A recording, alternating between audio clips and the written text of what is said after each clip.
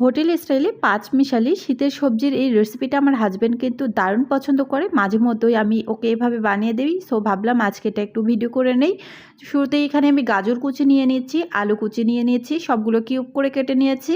তারপর শিম নিয়েছি, তারপর এখানে নিয়েছি ফুলকপি, তারপর নিয়েছি কাঁচকলা। কাঁচকলা আমার অনেক ফেভারিট একটা সবজি, খুব ভালো লাগে খেতে। তারপর এখানে আমি নিয়ে নিচ্ছি টমেটো, দুটো টমেটো নিয়েছি। তো এখানে কিন্তু মিষ্টি কুমড়াটা থাকলে দিবেন, মিষ্টি কুমড়া দিলে সবজি ভালো লাগে, পেঁপে দিলে ভালো লাগে। সো যাই হোক, আমার কাছে যে সবজিগুলো ছিল আমি সেগুলো দিয়ে রান্না করছি। এখানে আমি দিয়ে দিচ্ছি আদা বাটা, রসুন বাটা, কাঁচা জিরে বাটা, সব 1 টেবিল চামচ করে, হলুদের গুঁড়া, মরিচের গুঁড়া, লবণ স্বাদ মতো, তারপর রান্নার তেল 1/2 কাপ, হলুদ মরিচের গুঁড়াও 1 টেবিল চামচ করে দিয়েছি। তারপর খুব ভালো করে সবজির সাথে আমি মেখে নিচ্ছি। অবশ্যই ভালো করে মেখে নিব, যেহেতু মেখে রান্নাটা করব। সো ভালো করে যখন মেখে নেওয়া হয়ে যাবে তখন আমি এখানে হাতটা পরিষ্কার করে প্রথমে সামান্য একটু পানি দিয়ে দিচ্ছি। তারপর এখানে আমি বুটের ডাল দিয়ে যেহেতু রান্নাটা করে নিব, ডালটাকে আমি একটু সিদ্ধ করে নিয়েছি। সো আপনারা যারা সিদ্ধ করবেন না তারা কি করবেন, ডালটাকে 3-4 ঘন্টা আগে একটু ভিজিয়ে রাখবেন, তাহলে দেখা যাবে কি বুটের ডালটা না তাড়াতাড়ি সিদ্ধ হয়। তাছাড়া আবার সিদ্ধ হবে না, সবজির টেস্টটা কিন্তু নষ্ট হয়ে যাবে। তো আমার কাছে সময় কম ছিল, ভিজিয়ে রাখার সময়টা আর কি ছিল না, এই জন্য আমি সিদ্ধ করে নিয়ে তারপর দিয়ে দিলাম।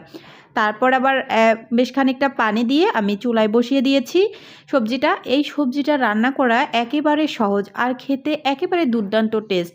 এ পর্যায়ে আমি একটু কাঁচামরিচ দিয়ে দিচ্ছি। কাঁচামরিচটা না লাস্ট পর্যায়ের দিকে দিলে ভালো একটা ঘ্রাণ আসে, আর কাঁচামরিচের ফ্লেভারটা তো সবসময়ই অসাধারণ। তার সাথে আমি কিছুটা গরম মশলা অ্যাড করে দিলাম। খুব ভালো করে নেড়েচেড়ে আবারও বেশ কিছুক্ষণ রান্না করে নিব। আর শীতের সবজিগুলো না বরাবরই ফ্রেশ টাটকা হয়ে থাকে, সবাই জানি, এজন্য সিদ্ধ হতে কিন্তু খুব বেশি সময় লাগে না।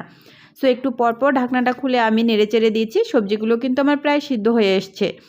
আর একটু রান্না করেই সবজিগুলোকে নামিয়ে নিব। সবজিটা রান্না করতে কিন্তু 10-15 মিনিট সময় লাগবে মাত্র, তার মাঝেই সবজিটা রান্না করে নেওয়া যাবে। আর রান্নাটাও তো একেবারে ইজিভাবে বানিয়ে নিলাম হাতে মেখে। সো এই রান্নাটা কিন্তু কষিয়েও করে নেওয়া যায়, তবে হাতে মেখে খুব তাড়াতাড়ি হয় আর টেস্ট কিন্তু কম আসে না। যাই হোক, নামিয়ে নিয়েছি। এবার আমি ফোড়ন দিব সবজিটা, এর জন্য রান্নার তেল বেশ খানিকটা দিয়ে এখানে বড় সাইজের একটা রসুন কুচি দিয়েছি, কুচি করে দিয়েছি। তার সাথে আমি এখানে বড় সাইজের একটা পেঁয়াজ কুচি দিব। প্রথমে রসুনটাকে একটু ভেজে নিচ্ছি, তারপর পেঁয়াজটা অ্যাড করে দিলাম। এবার রসুন পেঁয়াজ দুটোকেই ভেজে নিব। তার আগে এখানে আমি 2টো শুকনো মরিচ ছোট ছোট করে কেটে দিব। তা শুকনো মরিচটা যদি প্রথমেই দেন, ভাজা না থাকে, তাহলে একটু প্রথমে অ্যাড করে নেড়েচেড়ে তারপর পেঁয়াজ রসুনটা দিবেন। আর যেহেতু আমার মরিচটা ভেজে নেওয়া ছিল, এই জন্য আমি একটু পরে অ্যাড করেছি।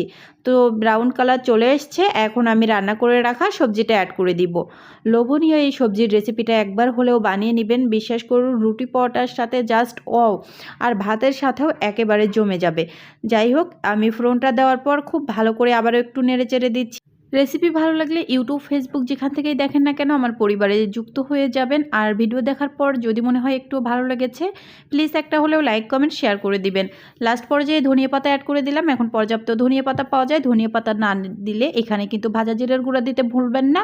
তো একবার হলেও বানিয়ে ট্রাই করে দেখবেন। সবাইকে অসংখ্য ধন্যবাদ, ভালো থাকবেন।